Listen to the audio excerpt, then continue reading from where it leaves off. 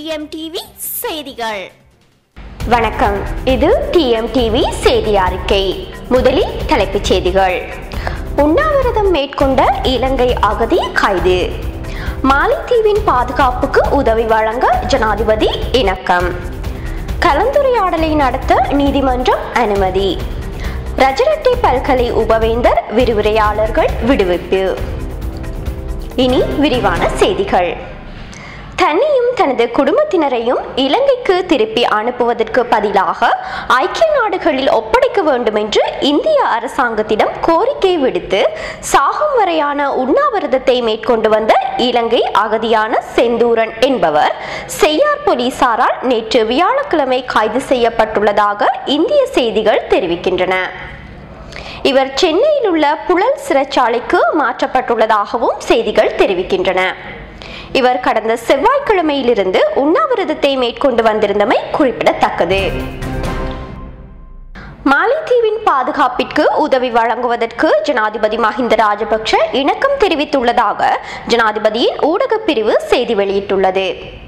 4 நாட்கள் உத்தியோகபூர்வ விஜயத்தை மேற்கொண்டு புதன்கிழமை மாலைத்தீவுக்கு சென்ற ஜனாதிபதி மஹிந்த ராஜபக்ஷ வியாழக்கிழமை அந்நாட்டுக்கான பாதுகாப்பு அமைச்சின் செயலாளர் முகமது நசீமை சந்தித்து கலந்துரையாடியுள்ளார். இதன்போதே ஜனாதிபதி இதற்கு இணக்கம் தெரிவித்துள்ளதாக ஜனாதிபதியின் ஊடகப் பிரிவு செய்தி வெளியிட்டுள்ளது.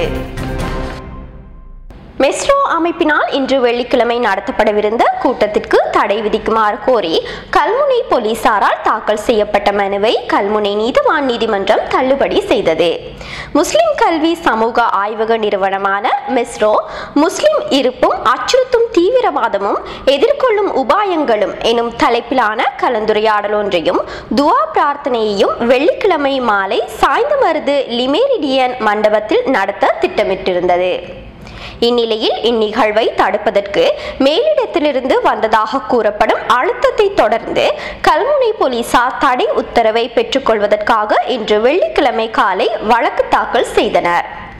இவ்வழக்கை விசாரித்த மாவட்ட நீதிபதி MB முஹைதீன் வழக்கை தள்ளுபடி செய்து கலந்துரையாடலை நடத்துவதற்கு அனுமதி வழங்கினார். இதன் அடிப்படையில் கலந்துரையாடல் திட்டமிட்டபடி நடைபெற்றது.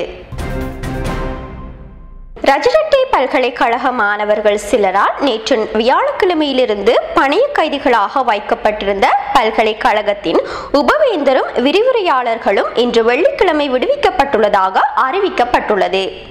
பல்கலைக்கழக நிர்வாகத்துடனான கலந்துரையாடலை தொடர்ந்து இவர்கள் விடுவிக்கப்பட்டுள்ளனர்.